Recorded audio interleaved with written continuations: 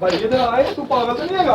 Hello, क्या हुआ? पागल तो नहीं हैगा? क्या कीता तू? क्या हुआ? पागल नहीं हैगा तू? क्या कीता? क्या हुआ? क्या भाई? यार तो अपने आप ख्याल कर यार। हुआ क्या बताए ना। शिका का तुम्हारा नया यार, आने वाली चीज आ गई है। ओए आने वाली चीज है तो तुम देख के करो। तुम आप कंट्रोल करके दिखाएं मुझे। किस तरह कंट्रोल कर?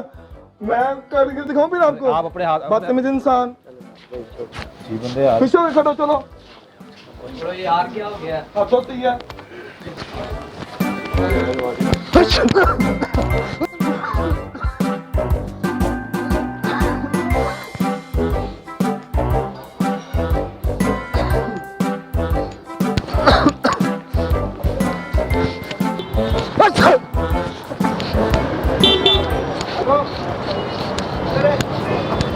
क्या हुआ? क्या हुआ? अकल नहीं की? क्या हुआ?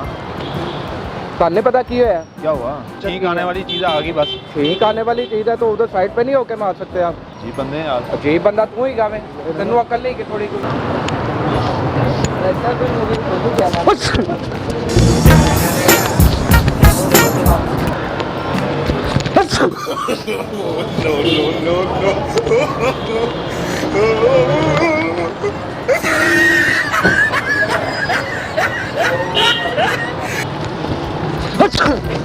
भाईजान